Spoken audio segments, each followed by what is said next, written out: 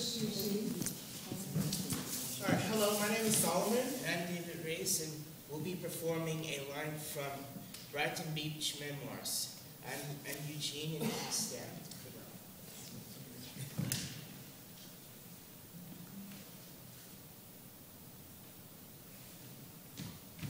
Hey, Eugene. Yes, Dan?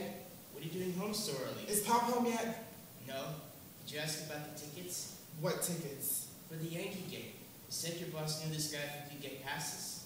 You didn't ask him? Me and my boss had other things to talk about. I'm in trouble, Eugene. I mean really big trouble. This really shocked me, because Stan is the kind of guy who could talk himself out of any kind of trouble. What kind of trouble? I got fired today. Fired? You mean for good? It was permanent. You don't get fired temporarily. It's a lifetime firing. Why? What happened? It was on account of Andrew, the guy who sweeps up. Well, he was cleaning the floor in the stockroom and he was putting some junk in the trash can, so he lays his broom against the table. And the broom splits, knocks a can of oil all over the table and ruins 3 brand new hats right out of the box. $9 Stensons. I mean, it wasn't his fault. He didn't put the oil there, right? Right. Anyway, Mr. Stroheim sees the oily hats and he gets crazy. He says to Andrew the hats are going to have to come out of his pay. $27. So Andrew starts to cry. He cried? 42 years old, he's bawling all over the stockroom floor. I mean, the man hasn't got too much furniture upstairs anyway, but he's really sweet. Always bringing me coffee, smiling, telling jokes. I never get them, but I laugh anyway. Makes him feel good, you know? Yeah. Anyway, I said to Mr. Stroheim, I didn't think that was fair. I mean, it wasn't Andrew's fault. You said that to him? Sure, why not? So Mr. Stroheim says, you want to pay for the hats, Big Mouth? So I say, no, I don't want to pay for the hats. So he says, then mind your own business, Big Mouth. Holy mackerel. Everyone in the place is watching me, and I'm waiting to see what I'm going to do. I felt the dignity of everyone in that office in my hands.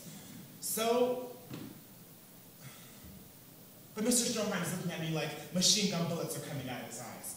Then he calmly sends Andrew over to the factory to pick up 3 brand new hats, which is usually my job. So guess what Mr. Stroheim tells me to do? What? He tells me to sweep up. He says for this week, I'm the cleaning man. I can't believe it. Everyone in the place is watching me now, waiting to see what I'm going to do, as I said before. But I pick up the broom, grit my teeth, and there's a big pile of dirt right in the middle of the floor. Yeah? And I sweep it all over Mr. Stroheim's shoes. Andrew had just finished shining them this morning, if you want to talk about irony. I'm dying. I'm actually dying. Everyone in the place is about to bust a gut. Mrs. Mulcahy, the bookkeeper, can hardly keep her false teeth in her mouth. Andrew's eyes are hanging 5 inches out of their sockets. This is the greatest story in the history of the world. So Mr. Stroheim grabs me and pulls me into his back office. He closes the door and pulls down the shades. He gives me this whole story about how he was brought up in Germany to respect his superiors, that if he ever did such a thing like you do, they beat me in the Kufa until they carried me away dead! That's perfect. You've got him down perfect. So I say, but we're not in Germany, old buddy. You said that to him? No, to myself. I didn't want to go too far. I was wondering. Anyway, he says he's always liked me and thought I was a good kid and that he's willing to give me one more chance. He says he wants a letter of apology, and if the letter isn't on his desk by 9 o'clock tomorrow morning, I can consider myself fired. You would have had a heart attack. What did you do? I said I wasn't going to pay if Andrew. I said I wasn't going to apologize if Andrew's going to pay for the hats. He said that's between him and Andrew. So I said goodnight, walked out of his office, grabbed my hat, and went home. 10 minutes early. I'm sweating. I swear to God, I'm sweating all over. I don't know why I did it, but I got so mad. I mean, it wasn't fair. And if you give it when you're 18 and a half, you're given the rest of your life. Don't you think? I suppose so. So what are you going to do? Are you going to write the letter? No. Positively? Positively. I mean, I have to talk it over with Pop first. I know we need the money, but he told me once, a man must always do what he believes is right in this world and stand up for his principles. And what if he says he thinks you're wrong? You should write the letter? Well, I guess I won't know that until after dinner. Will I? End scene. Right. So you are they concentrated? Yeah, it's already starting. Okay. Just need to get a chair, Miss Auburn. Okay. All right, chair. You got work to do. Yes, David. Alright, so where should I face? You face that. Alright, Solomon. Okay. Keep the camera rolling. I gotcha. It's rolling. Alright.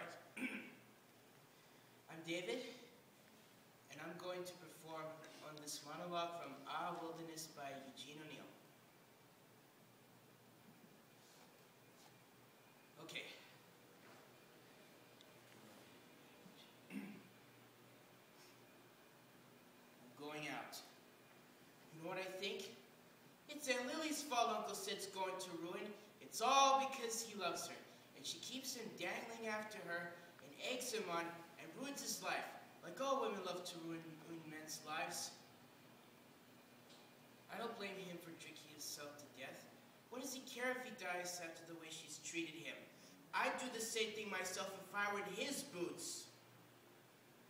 Drink, for you know not whence you come nor why. Drink, for you know not why